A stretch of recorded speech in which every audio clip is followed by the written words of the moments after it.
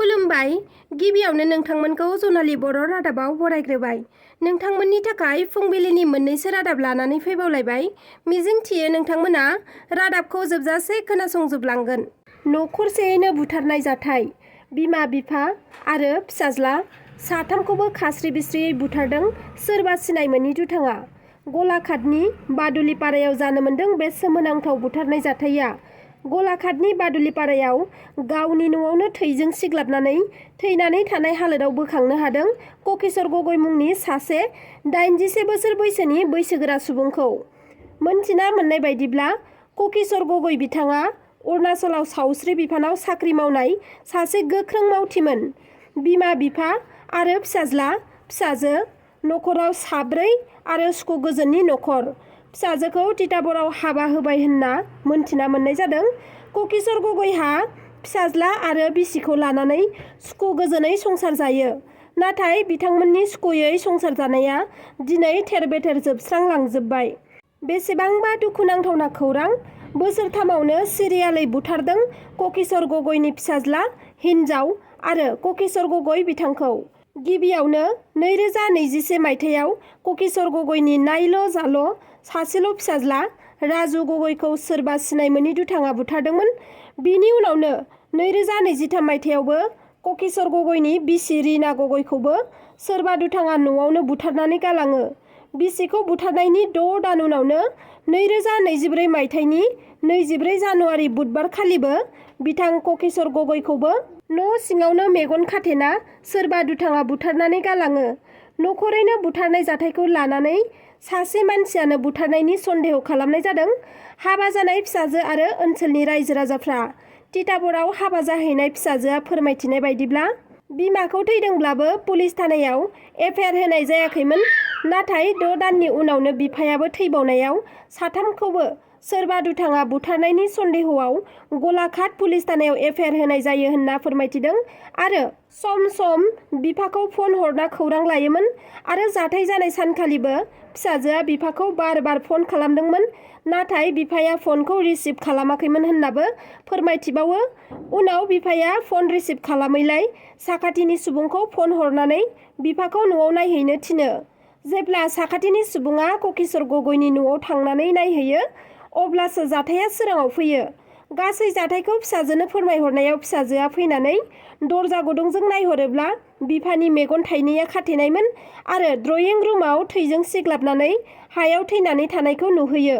लोगो लोगोनो ओनसोलाव दुंहाव थासारि सोमजियो आरो जाथायनि बागै गलाघाट पुलिस बिफाननो खौरां हरनाय जायो। गलाघाट पुलिस बिफाना जाथायसालियाव फैनानै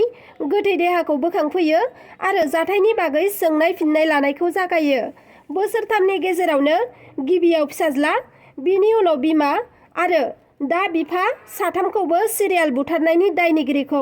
हमनानै आयेन बायदि गोख्रों साजा होनांगौनि दाबि खालामदों फिसाजो आरो ओनसोलनि सुबुंफोरा। दिनै थारैनो जों मोनसे रंजाथाव सान होननानै बुंनो नांगोन बर' समाज बा बर' हारिनि थाखाय। बारग' एनडिबिआ थांनाय 2023 मायथाइनि आगस्ट दाननिफ्राय मोनसे थांखि लानानै जों खामानि मावबाय थादोंमोन। जाय थांखिखौ जोङो लादोंमोन जोंनि बिर जोहोलाव मुंख्लंफोरनि जिउ बावनायनि सायाव। बिथांमोना जिउ बावदोंमोन हारिया बुहुमनि बिखायाव अरायसम थांनानै थाथों, जोंनि समाजा बुहुमनि बिखायाव अरायसम गोरा गोख्रोङै थांनानै थाथों, जोंनि लाइमोनफोरा जेब्लाबो जौगालांथों फरायनायनि फारसे, जोंनि आबादारिफोरा जेब्लाबो गोजौ थाखोनि आबाद खालामलांनो हाथों, जोंनि बेफार फालांगि खालामग्रा सुबुंफोरा गोजौ थाखोनि बेफारि महरै सिनाय मोनजाथों। बेबायदि गोबांथार थांखिखौ लानानै जोंनि लोगोफोरा गावनि बेसेन गोसा जिउखौ बे एनडिबिनि 34 गारबोनाय मोनसे गिख्रंथाव हाथियारनि जारिमिनाव गावखौ बावसोमलांदों। आरो बे बावसोमलांनाय मुंख्लंफोरखौ बिथा खालामनानै बारग' एनडिबि अर्थात इउनाइटेड फराम अफ एक्स एनडिबि सिसिबाया बर' समाजफोरखौ लिंनानै मोनसे ओनसोलाव 30टा 40टा बर' गामिफोरनो लाइजाम होनानै जोङो बे समाजनि मेलेमजिबि सुबुंफोरजों जों सावरायबोदोंमोन आरो सावरायनानै जों मोनसे हिदान्थ'आव फैदोंमोन। जोंनि गासै बिथिङाव जौगाखांनायखौ लाबोनो, जोंनि गाज्रिफोरखौ नागारनानै मोजां लामाजों ससाइटि बा हारिखौ समाजखौ दैदेनलांनायनि मोनसे थांखियाव फैनो जोङो सावरायदोंमोन। आरो हैदिनखालि जोङो society development and reformation committee होननानै जोङो जेरावबो दानानै लादोंमोन। थिग बेबायदिनो जोङो जोंनि दावहारु लोगोफोरनि, जोंनि बारग' एनडिबिनि मेंनो रोङै माखासे जोंनि लोगोफोरनि मावख्रुबनायाव जोङो उदालगुरि जिल्लायाव गासै 16टा कमिटि जों दानानै लानो हादोंमोन आरो बे कमिटिखौ जों दाखांनायनि उनाव जों मोनसेल' बाथ्रा बुंबोदोंमोन जे नोंथांमोननि आन्दाराव नोंथांमोननि एरियायाव मबे मबे समाज बेरेखा खामानिफोर दङ बहा बहा इलिगेलै जुमाय गोजा फानो बहा बहा गथ'फोरा बबे जायगाफोराव ड्राग्स लायो गान्जा सोबो बबे गामिफोरा दिनै जौ सावनानै फानदों बबे सकफोराव दिनै इलिगेलै जुमाय गोजा फानदों जायहा गभर्नमेन्ट लाइसेन्स गैया सोर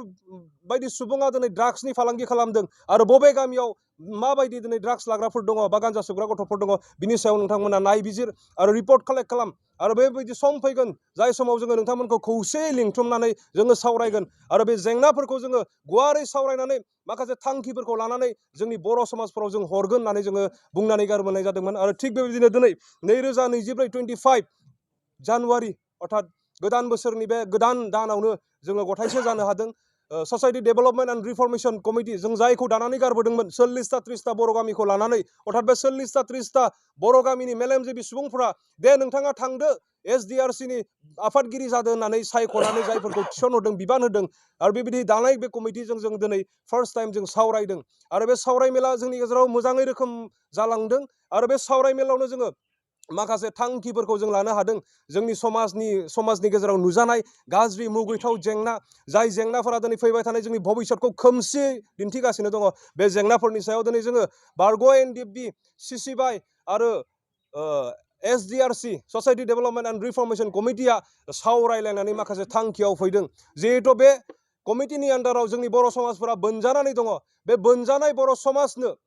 जोङो माखासे समाज बेंनो जोंनि बे गाज्रिफोरखौ फेजेननो मोजांखौ लानानै समाजा जाहाथे दावगानो हायो बिनि थाखाय दिनै जोङो गोथौयै जों सिन्था खालामबाय आरो सावरायलायबाय बेवहाय जोंनि जेंनाफोरखौ फोजोबनो थाखाय जोङो माखासे नियमफोर बनायदों आं बावैसो सिगां जोंनिफ्राय बुंनाय जादोंमोन जे फैबाय थानाय समाव जोङो मोजां मोनसे समाजनो बान्था होनो थांगासिनो दङ जाय बान्थाया जोंनि फरायसा फरायसुलिफोरखौ सोलोंथाइ फारसे जौगाहोलांगोन जाय बान्थाया जोंनि रांखावरि खरस नस्थ' जानाय जुवाजों नस्थ' जानायखौ माने हमथागोन जाय बान्थाया जोंनि आबाद बिथिङाव जोंनि समाजाव जौगाखांनाय लाबोगोन जाय बान्थाया जोंनि हा हुखौ रैखाथि खालामगोन बेबायदि बान्थाफोरखौ जों फैबाय थानाय समाव हरगासिनो दङ होननानै जों बुंनाय जादोंमोन थिग बेबायदिनो दिनै जोङो बे बान्थाखौ रेडि खालामदों आरो फैबाय थानाय समाव जोङो मोनफ्रोम गामिनि प्रेसिडेन्ट सेक्रेटारिनो society development and reformation committee NDB CCBI नि राइटिं पेडआव जोङो बे बान्थाखौ लिरनो हरगासिनो दङ आं दिनैनि तारिखाव बे प्रेस मिटनि गेजेरजों आं बेखौनो बुंनो हास्थायदों जोंनि फरायसा आरो फरायसुलिफोरखौ जौगाहोनांगौनि थाखाय बिथांमोननि सोलोंथाइखौ गोजौ मोनसे थाखोआव लांनो थाखाय जोङो माखासे थांखिफोरखौ जों लादों आरो बे थांखिखौ जों बिनि थाखाय लानो गोनां जादों जों दिनै सासे स्टुडेन्टफोरनो एडमिसन होनो हानाय परिबेयाव जों गैया सोरनोबा इउनिफर्म गांसे होनो हानाय जों परिबेयाव गैया नाथाय जों समाजाव फरायनायनि थासारिखौ सोरजिना होनो हानाय अबस्थायाव दिनैबो जों दङ आरो बेबायदि जों थांखि लादों जोंनि फरायनाय फरायसा फरायसुलिफोरनि सोलोंथाइया गोजौ थाखोआव मोनहैनांगौनि थाखाय जोङो माखासे थांखिफोरखौ लादों जोंनि समाजाव अर्थात जोंनि गामिफोराव जेसेबांखिनि छात्रफोर दङ स्टुडेन्ट जेसेबांखिनि दङ फुंनि 6टानि सिगां बै स्टुडेन्टफ्रा न'निफ्राय ओंखारनो मोना जुदि बेहा टिउसन गैयाब्ला जुदि बेहा गनायजाथाव जुदि जाहोन गैयाबा बे गावनि न'निफ्राय ओंखारनो मोना बे फरायबाबो न'आव थानांगौ बेनिफ्राय मोना 7टानि सिगां मोना 7टानि सिगां जेसेबांखिनि जोंनि हारिनि छात्रफोर दङ बिथांमोना गावनि न' लानांगौ आरो बेखौ जों मोनफ्रोम बर' गामियाव आयेन हिसाबै बनायनानै ल' हिसाबै बानायना लानानै समाजखौ बेंनांगौ होननानै फैबाय थानाय समाव जोङो लाइजामनि गेजेरजों प्रेसिडेन्ट सेक्रेटारिनो जों दैथायहरगोन आरो बेखौ खालामनानै लायोब्ला जोंहा सुबिदा जागोन दिनै जों नुदों जोंनि समाजाव बेबायदि आयेन गैयैनि थाखाय उन्दै गथ'फोरा जायफ्रा स्कुलाव फरायदों जायफ्रा हायार सेकेन्डारियाव फरायदों बिथांमोना दिनै गावनि फरायनायनि दायित्वखौ नागारनानै सोरबाया मबाइलजों बेस्थ' जानानै थादों फरायनांगौ समाव लामायाव बहाबा लोगोफोरजों जमा जिरायनानै गावनि फरायनांगौ समखौ नस्थ' खालामनानै लादों आरो जिबायदि सोलोंथायाव जौगानांगौ बिथांमोना बेबायदि जौगानो हायाखै सानस्लाबनो हायि बयगाव दिनै बिथांमोना माने गावनि सोलोंथाइखौ दिनै नस्थ' खालामना लादों बेवहाय साननो गोरों गियानि गुनि सोलोंथाइ गोनां रांखावरि गोनां धोनिमानि बेक्ति समाजाव दिनै थायो नोंथांमोननो जोङो बे SOPखौ अर्थात बे नियमखौ जों हरदों जाहाथे जों जोंनि बे उन्दै फरायसा फरायसुलिफोरखौ गाज्रिनिफ्राय हमथानो हायो बिनि थाखाय जों स्पेसियेलि बे आयेनखौ जों बानायनाय जादों आरो मोनसे जेंना बा गोबांथार जेंनाफोर जोंनि गेजेराव नुजानानै दङ जों गासैखौबो बुंनो हास्थायाखै माखासेफोरखौ दिनै आं बुंनो हास्थायदों जोंनि गेजेराव जुवाया दिनै नुजानानै दङ बे जुवाखौ जोंनि समाजनिफ्राय फोजोबनो थाखाय NDBफोरा गोबांथार गोदोबो खामानि मावबोदों सोरबा तास गेलेनायखौ तास जाहोबोदों सोरबा इन्दिं लिरनायखौ लिरग्राफोरखौ लाबोनानै पानिशमेन्ट होदों नाथाय जोंनि समाजनिफ्राय दिनै नाम सोलाय सोलाय मुं सोलाय सोलाय जुवाया जायगा मोनफैगासिनो दङ आरो दिनैनि तारिखाव जों गिख्रंथाव मोनसे नुदों मबाइलनि गेजेरजों दिनै अनलाइन गेमलिंफोरा दिनै जोंनि जायगायाव जायगा मोनदों नाथाय बे जोंहा आसाम स्टेटआव थानाय